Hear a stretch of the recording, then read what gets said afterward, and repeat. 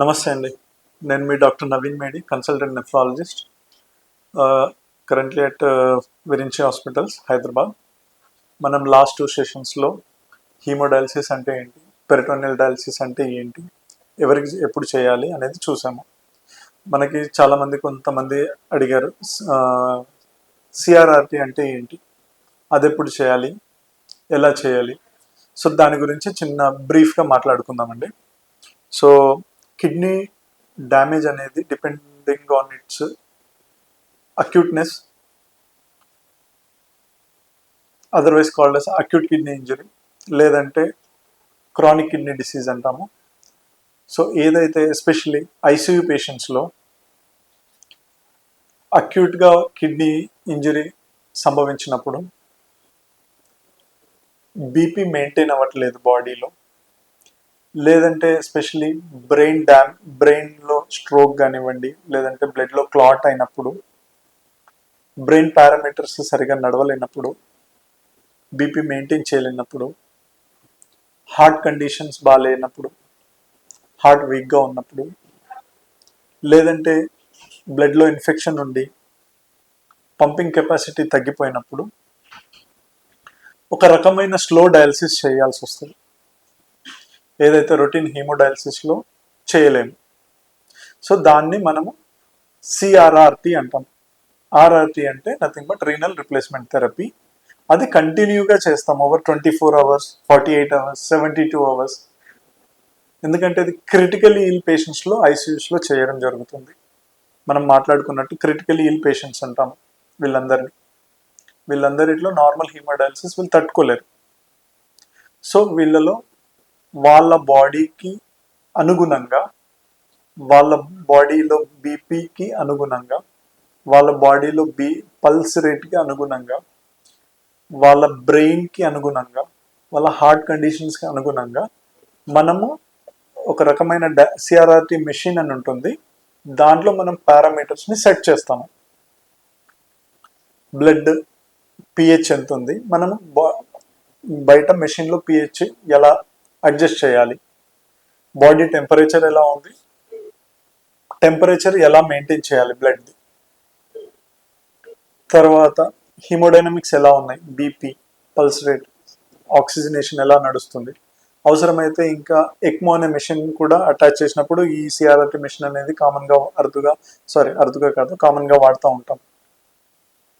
So ఇది CRRT అనేది especially in critical పేషెంట్స్లో ఒక రకమైన very fine tuned dialysis which is going to be continuous over 24 hours.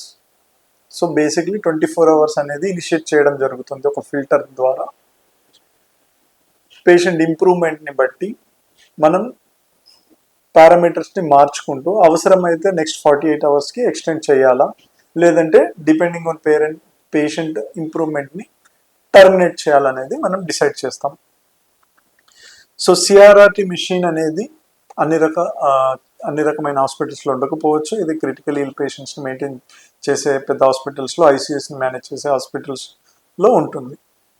So ఈ రకమైన డయాలసిస్ సేఫ్ అయినా, ఆల్రెడీ పేషెంట్స్ సిఆర్ఆర్టీ ఎవరికైతే సజెస్ట్ చేయబడుతుందో వాళ్ళు ఆల్రెడీ క్రిటికల్ కండిషన్స్లో ఉన్నారు.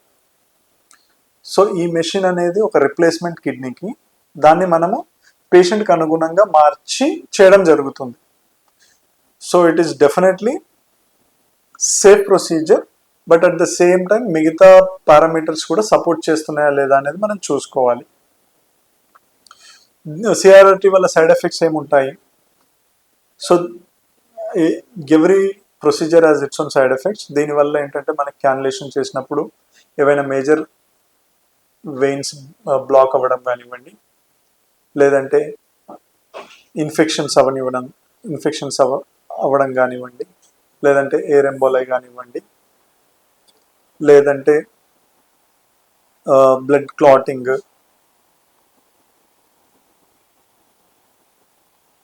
ఇది మళ్ళీ తీసుకో, just side effects.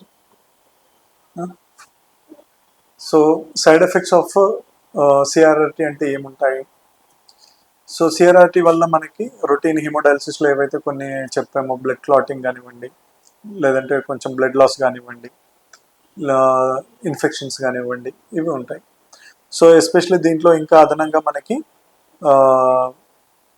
Calcium deficiency అవ్వడము, కొంచెము ట్రెమర్స్ రావడము, లేదంటే టిటానీ రావడము, లేదంటే బ్లీడింగ్ ఉండడం వల్ల దీనికి కొంచెం వేరే